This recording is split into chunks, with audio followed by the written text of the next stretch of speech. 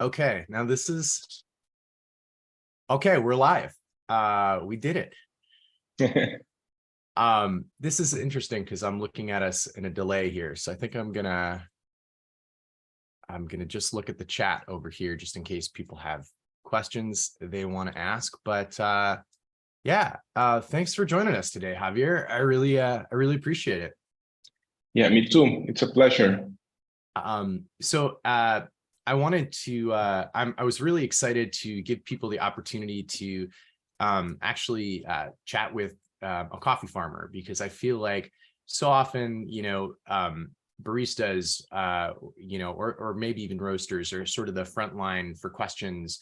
But you've got such infinitely more perspective about coffee and about the direction of coffee, and so I was excited to be able to give people who've actually drank your coffee the opportunity to ask you questions about it.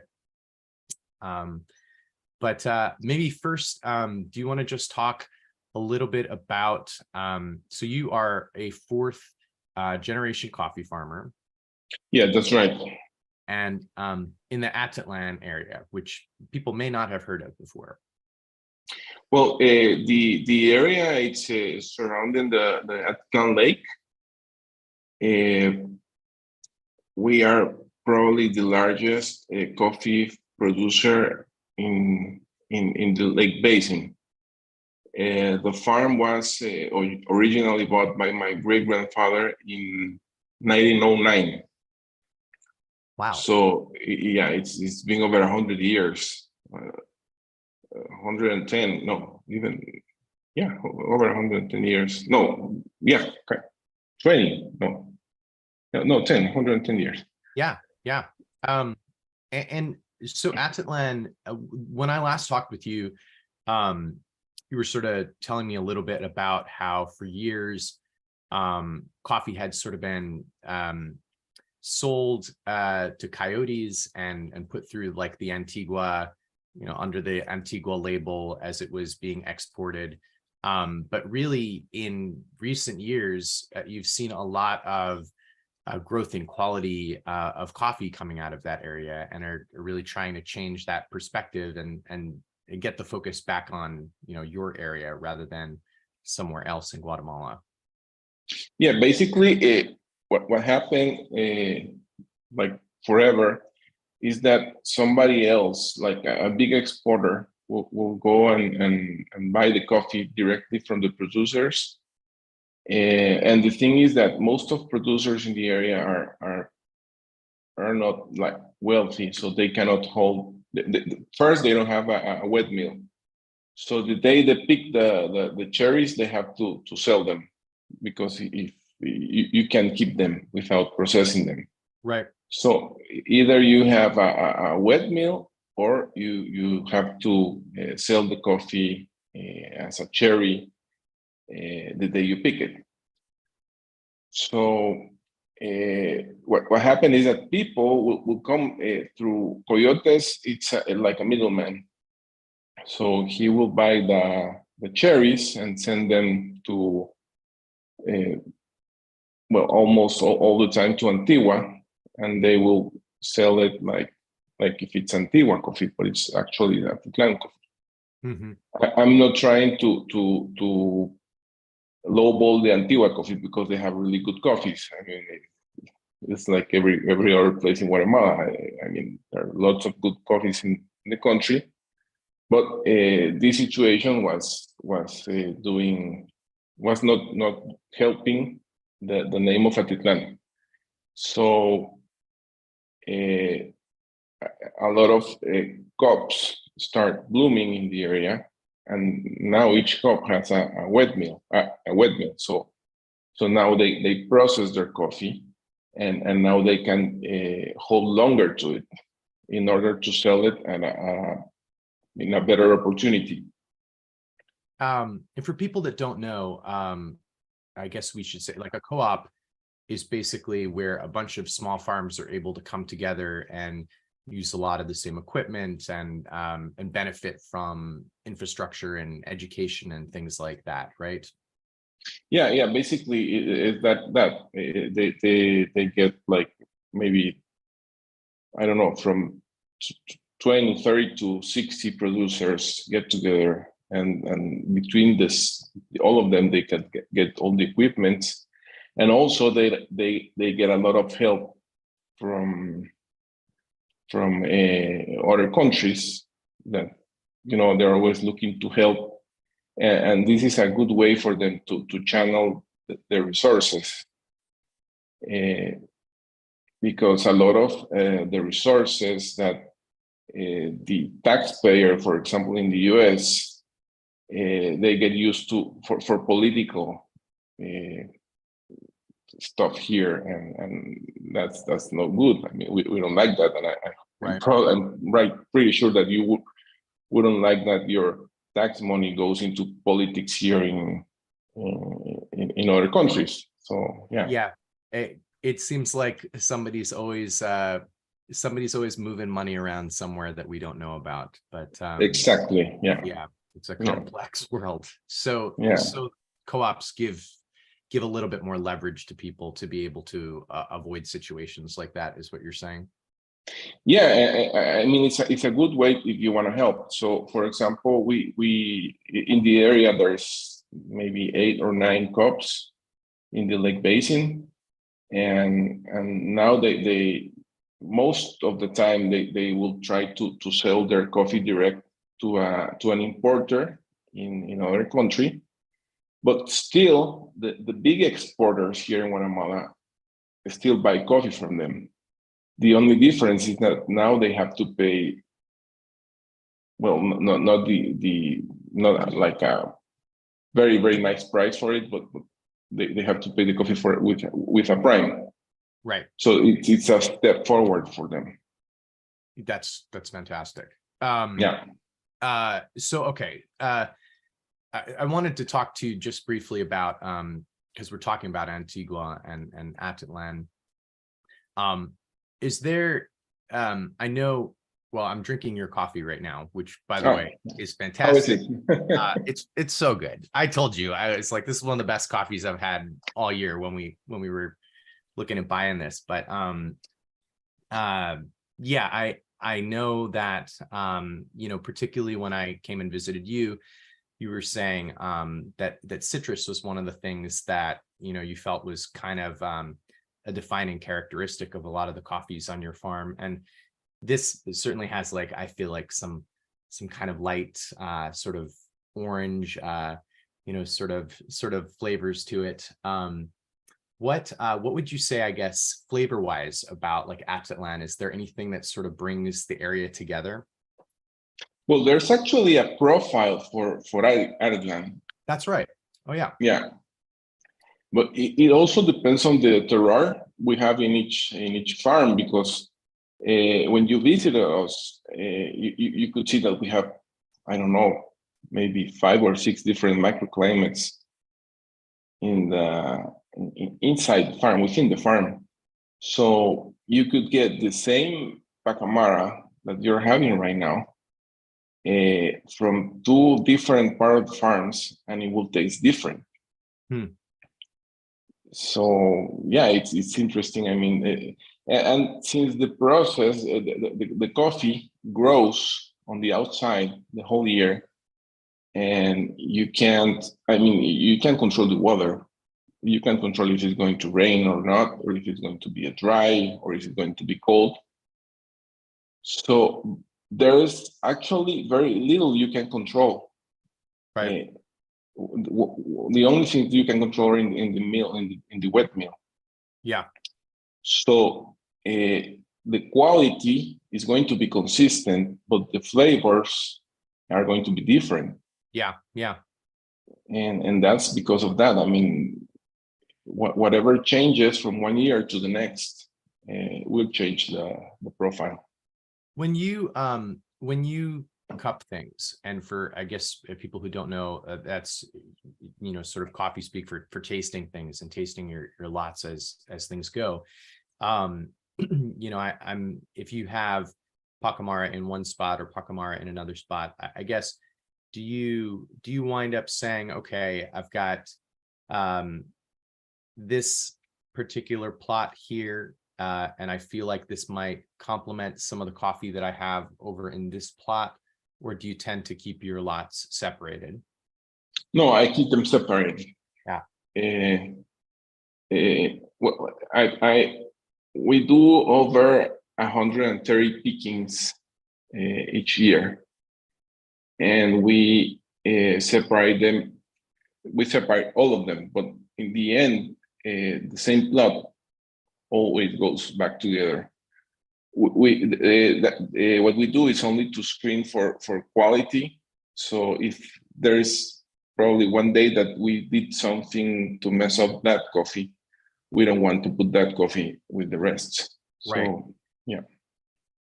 I know how that goes from a roasting standpoint. Yeah. That's why I do the small batches, because I'm Yeah. go through a new cup and you say, this one's not good, I'm not using this. So exactly the same.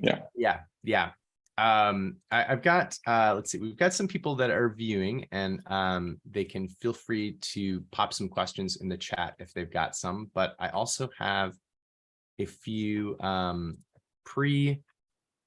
pre-asked questions for people here, or from people here, that I wanted to ask you about. Okay, so I'm going to ask you this question. I think it's interesting perspective, because normally I get this question too. People ask me, what should they look for when they buy coffee? I feel like you'll definitely have some different perspective, because you're not necessarily looking at bags of coffee in the US, but just from your perspective, what is something that people should look for if they're wanting good coffee, and to buy something that's responsible, that the farmer's actually going to see some money for it? Well, the closer you can get to the producer will be better in many ways, because, for example, if you go through a exporter importer, they don't even have idea of when that coffee was picked or processed or anything. I mean, you just buy the whole bunch and that's it. If you buy direct from the farmer, for example, I could look in my files and tell you exactly when the coffee you're drinking right now was picked. Yeah. And when it was processed. And I would really care that that you're not getting old coffee. Yeah. So I will put a lot of attention into that. But an exporter won't do that. Well, and in fact, I think I had asked you, I said, this elevation, I sent you all the details before we published them, and you corrected me on the elevation. You were like, no, that one was grown, I think 200 meters higher than I thought it was. Yeah.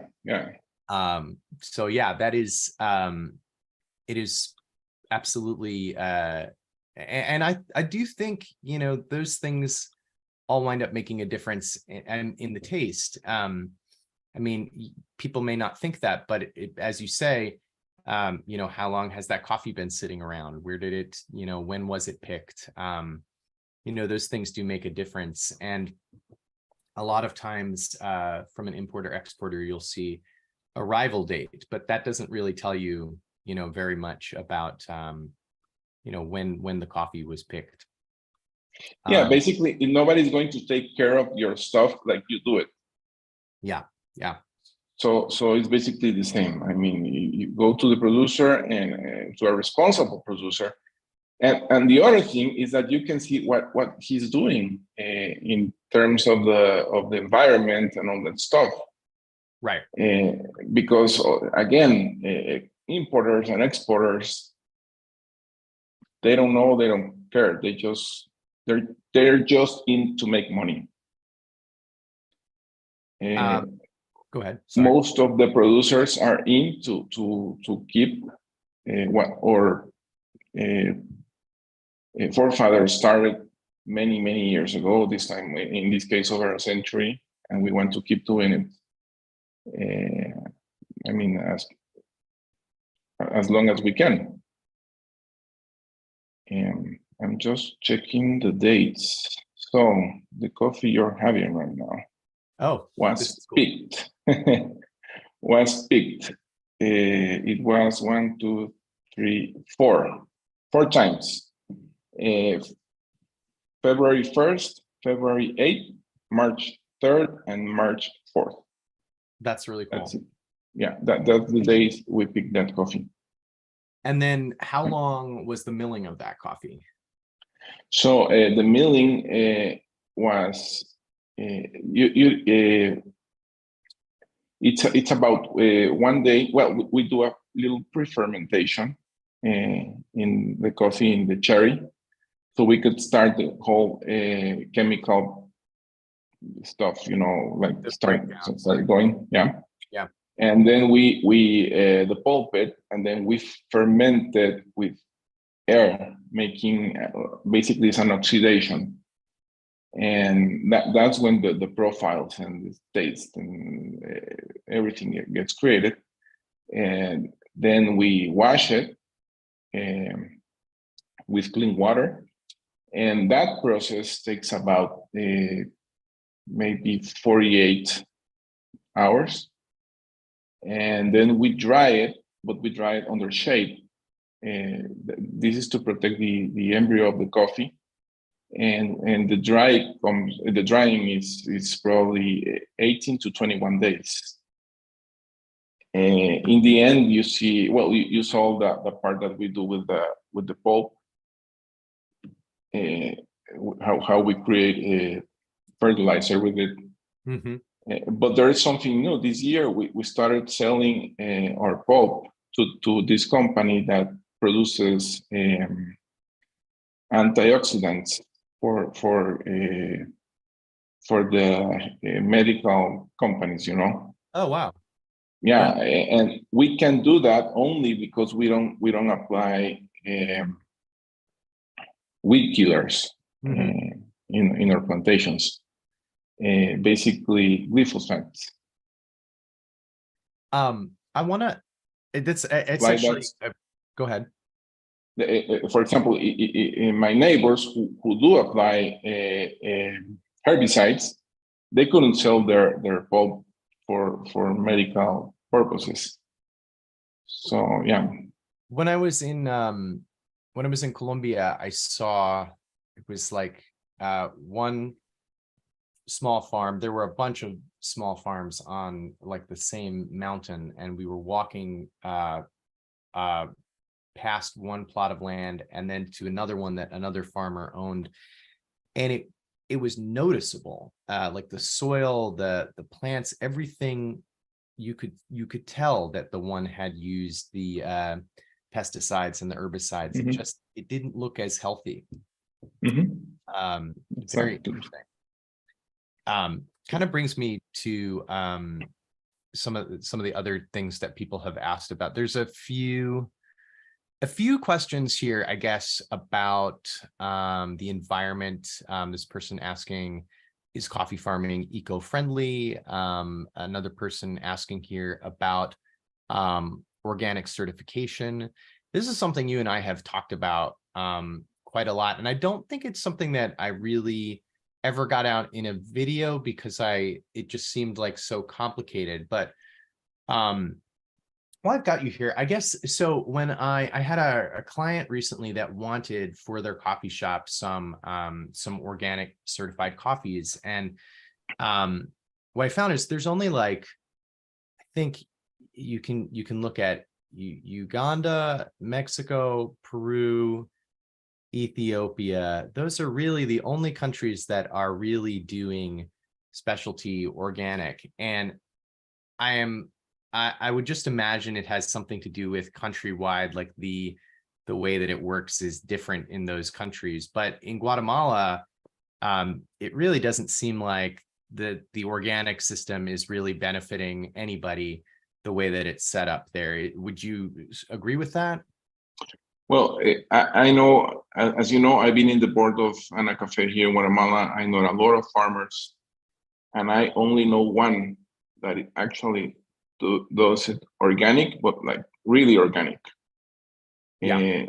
So that term it gets thrown a lot, because hey, well, even I have a part of my farm that is organic, but I cannot classify it as organic because I use the pulp to fertilize it, and my pulp is not organic because it comes from the rest of the farm. It's so funny because your farm is small o organic, and because you're using small o organic things, you're not big O organic. It doesn't make any sense. But but I mean, I could get away with it. You know, I could tell you, hey, this is organic, but I'm not gonna do it because it's not true.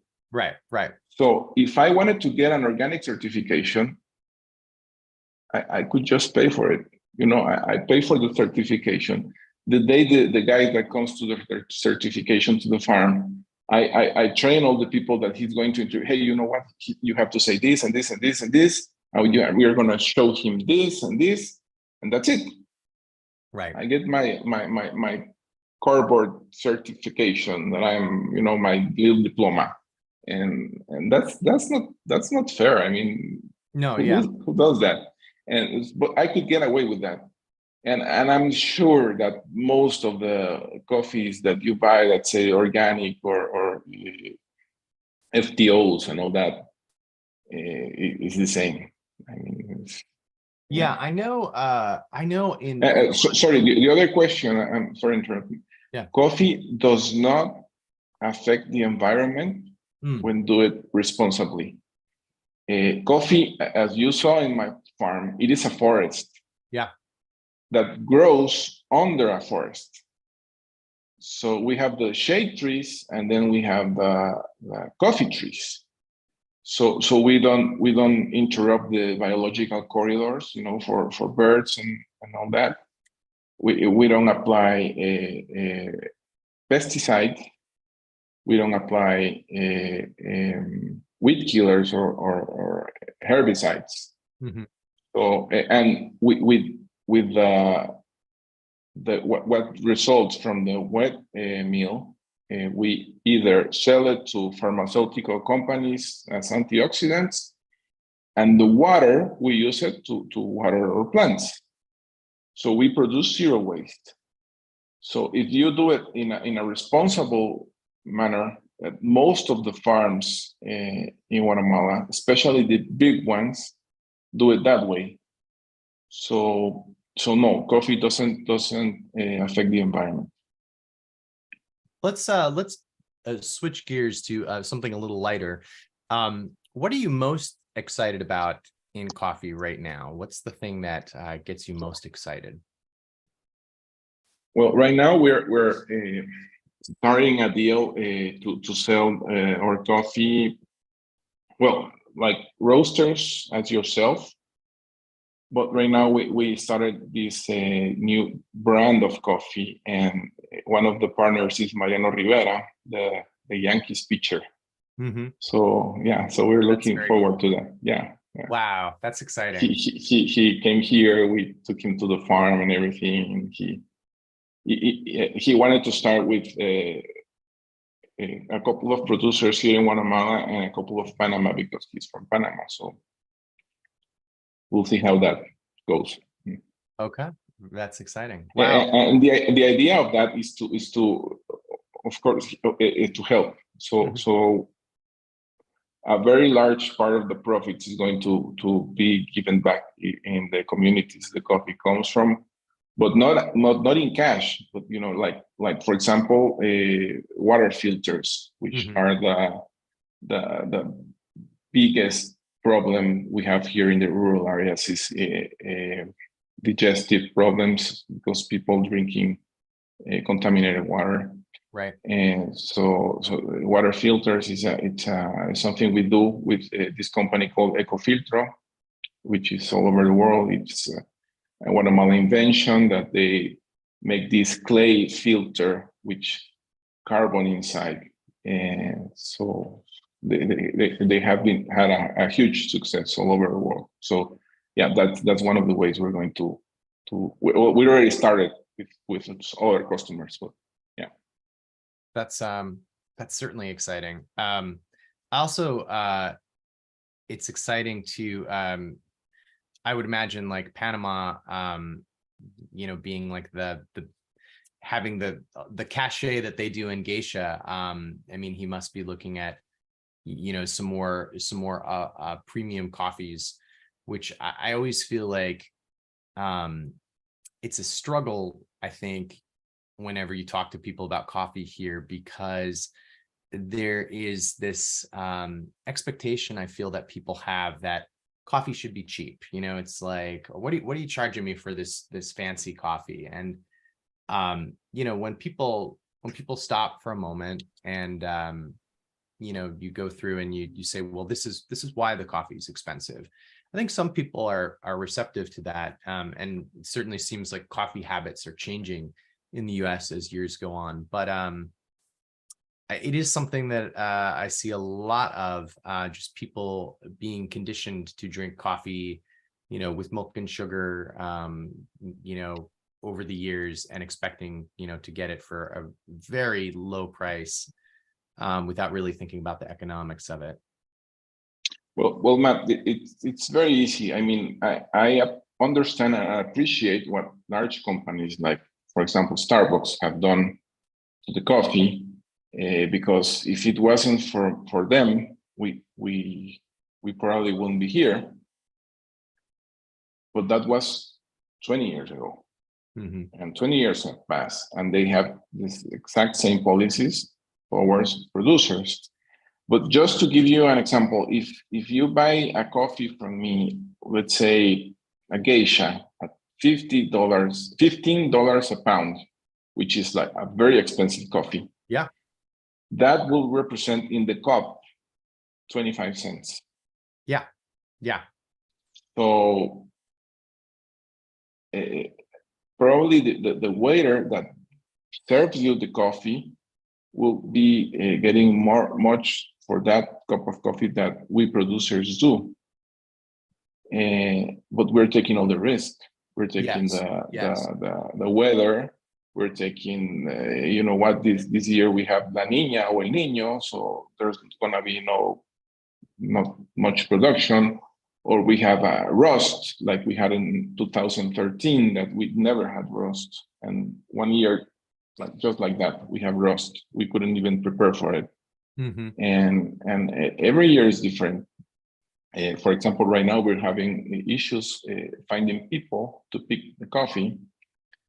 And just to give an example here, last year we have to leave almost 200 quintales or 200 bags of coffee in the trees, because when we managed to pick them up, it already was dry because of the lack of people.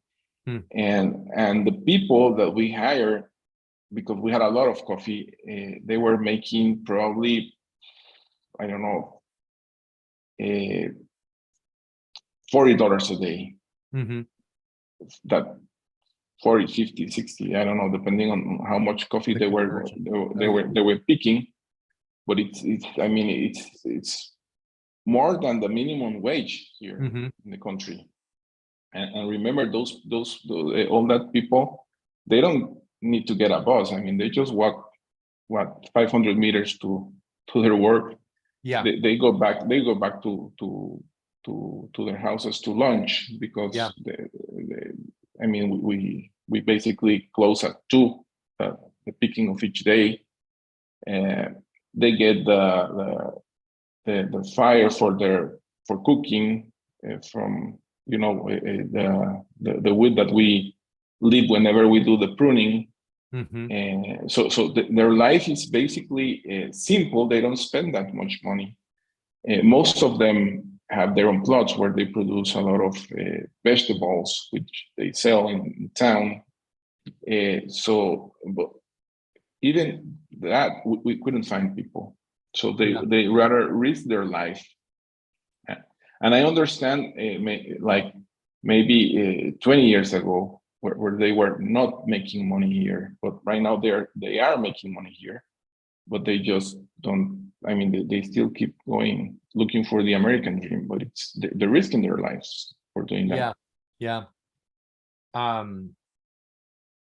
Wow, it's I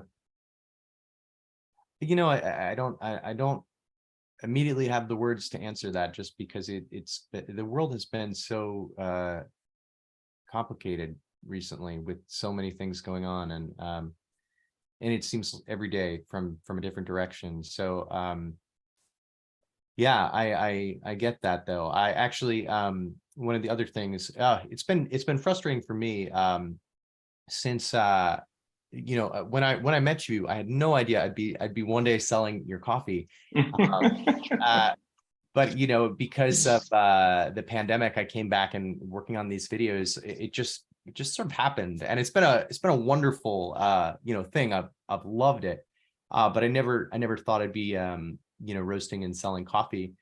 But I think where am I going with this? The No, I've lost my train of thought. We were talking about the world and just the things. And oh yes, this is where I was going. When I was in Colombia, I have all this. This is why I'm frustrated. I have all this footage of Colombia that I took, and I haven't really been able to turn it into videos yet, because I have to make a living, selling coffee, which is it's a little bit more complicated than what I was doing before. But no complaints there. I'm loving all of that. But they were having the same problem down in Colombia. At another, I visited Pablo Guerrero, who won Cup of Excellence, I think, in 2021 in Colombia. And he has the same issue where he has very few people that will come and work on his farm, because they're all leaving. Most of his workers are older, and it was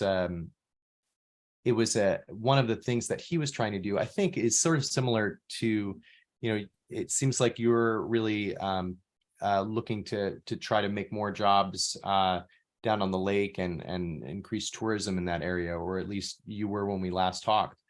But he similarly is trying to bring more tourism into Nariño, and in the hopes that people will have more reasons to stay, that there will be more things there that keep them from wanting to leave and go and pursue other things.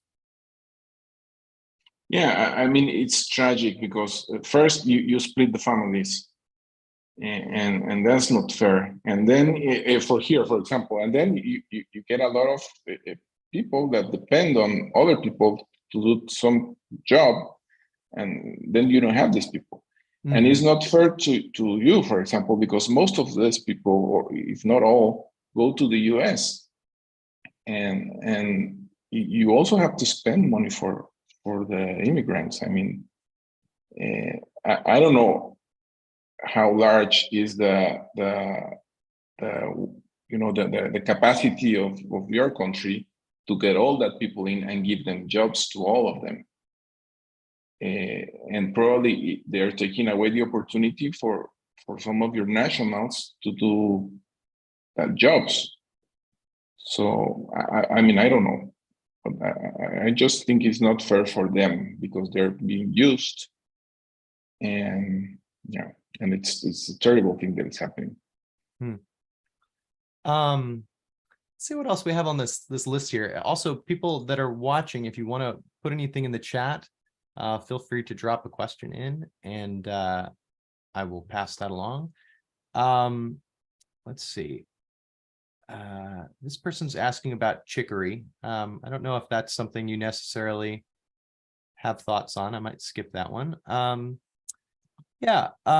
As far this person's asking about varieties.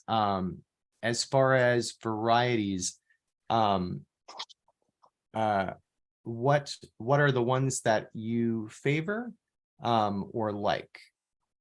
Okay, so I like very much basically all the things that we planted. That's why I planted them. Yeah, because and the thing is that whenever I sell you something, it's something that I like. Mm-hmm. Because if I don't like it, why am I doing it? I mean, So varieties we have Bourbon, we have Catuai, we have Caturra, Colombia, Geisha, Java, Pacamara. We just started with SL28 and Típica, of course.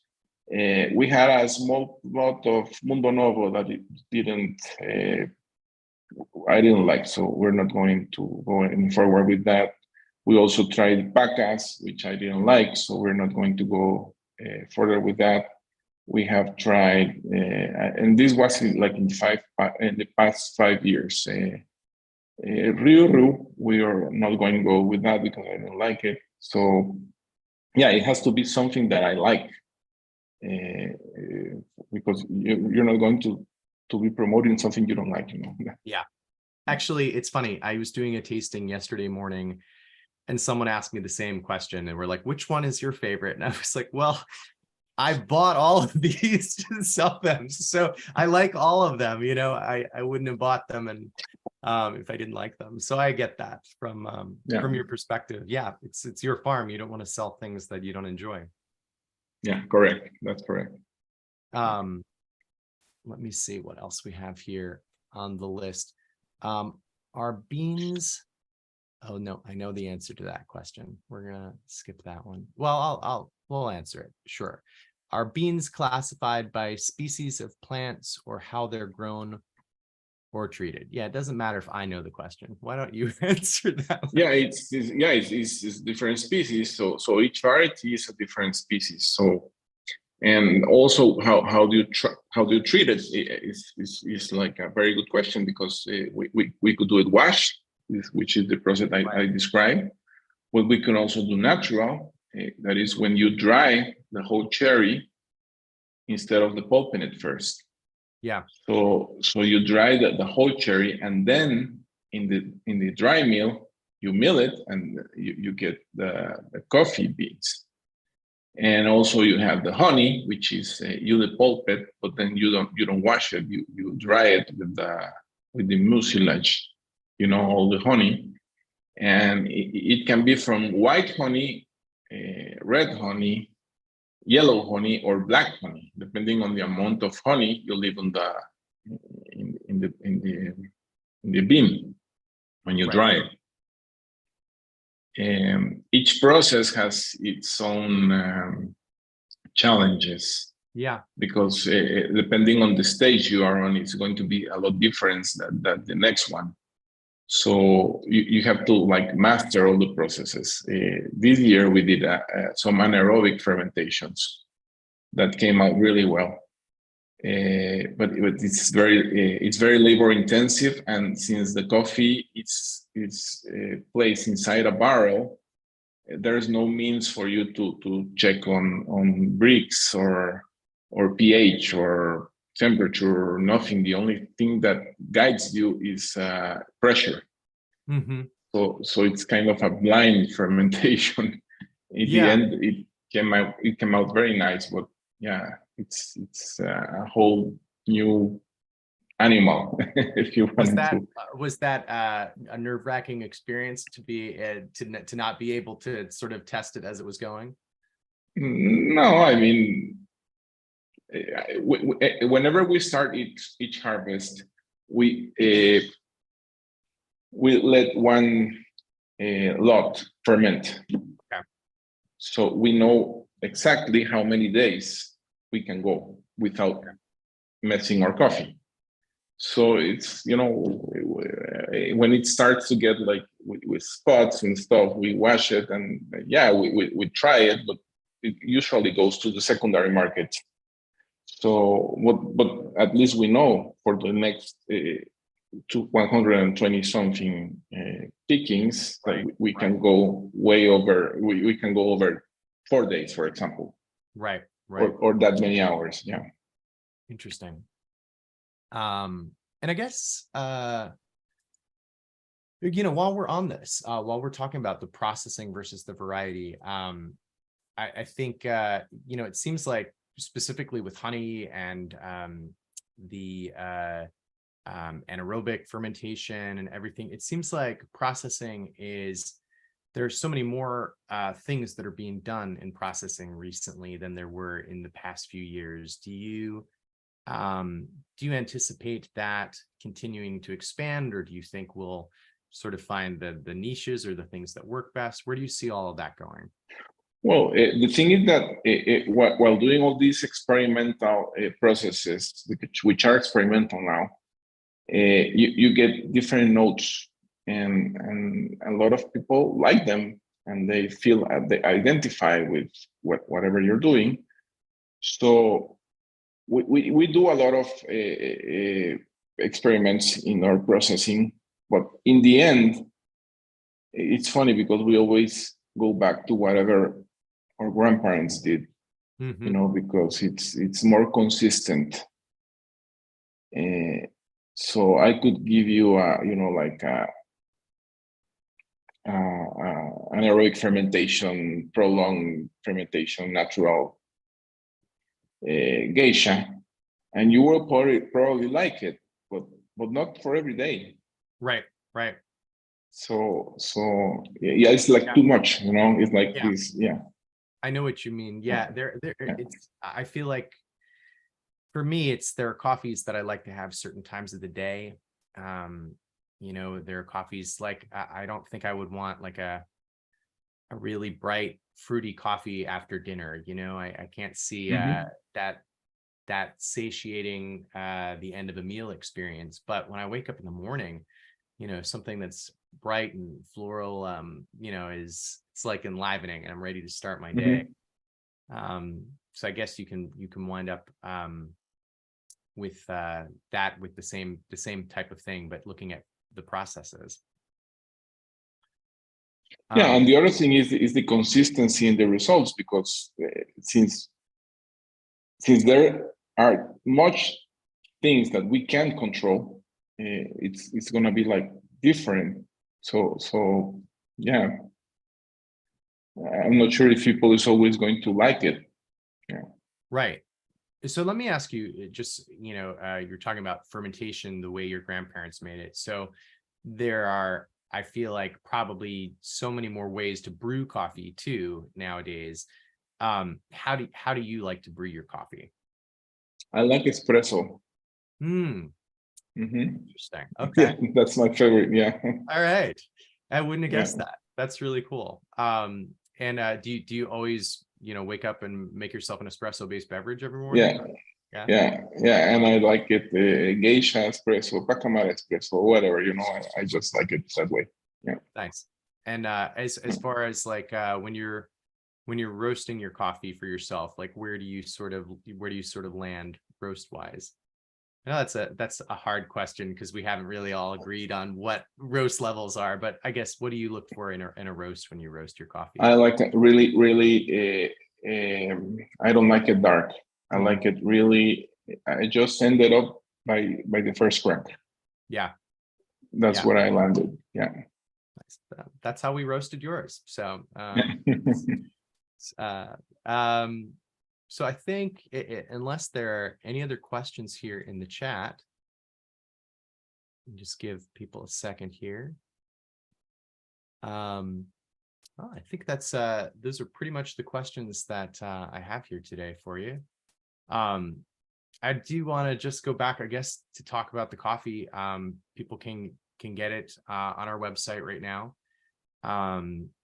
It is honestly, it's and the one that it's a pacamara grown at 1,800 meters. It was washed and sun-dried under shade for, let me see if I have that record here. How many days? We dry it,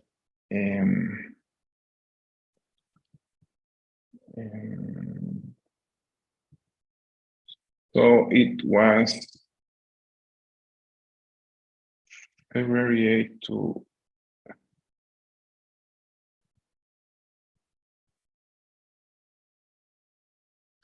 this one was 25 days. 25 days. Yeah. Yeah, from March, March 3rd to March 28th. yeah, 25 days. The other one was 17. The other one was 18. Yeah, within 17 and 25 days. And do you, When we go longer, it's probably because there was a lot of there was probably rain or we didn't have enough sun, even though we dried under the saran. We still dependent on how hard the sun intensity is. and do you guys rest it after that to level up? Yeah. I mean, this was in the end of March. So to mill it, we probably mill it like whenever you order it. So it been rested a lot of time. I mean, probably 4 months or something. 4 months. 3 to 4 months. Yeah. That's cool though. I didn't realize it was dry milled right before you sent it. That's great. Yeah. Yeah. We do it whenever you order it, because otherwise coffee is the most protected when it's inside the parchment. Yeah, for people who don't know, that's it's kind of a protective covering on the outside. The silver skin, the silver skin when it dries. Yeah. Anything else you have to say about that particular coffee? Well, I really like it a lot. You know, that coffee went to a roaster. Part of it went to a roaster in Orlando, which is called Lineage, and they bought this. They bought it in washed, natural, and anaerobic, so that they could, you could go there and try the Pacamara coffee. So the same coffee made 3 different ways. Nice. Yeah. I think I've been to Lineage actually. They're very I really liked their coffee when I was there. Yeah, they're amazing. I mean, the way they roast, they have different roasters depending on the profiles they want to achieve. They use a particular roaster, and yeah, they're great. Yeah. Cool. So if someone is in Orlando, yeah, want a great cup of coffee, yeah. You know, if my brother and his wife are watching, they're not far from there. So head over to Lineage, guys, and have some of Javier's coffee. Also, if people in New York are watching, you can try Javier's coffee either through our website or if you go to Peace Cafe in Brooklyn. Yeah, some of that coffee also went to South Korea, to a company called Ildio, and some of them went to this guy in Denmark. I don't remember the name. He just bought 50 pounds because he was in a cupping, and he had the cupping on the table, and hey, I like this coffee. I just have 50 pounds. I'll take them. So, yes, I remember, because I asked you. I was like, "Is there any more left?" And you were like, "There's 50 pounds." Well, I still have 50 pounds. Oh, you still have 50 more pounds. Yeah, I still have 50 All right, pounds. So get out there and get drinking, because Javier's got more coffee. That's great.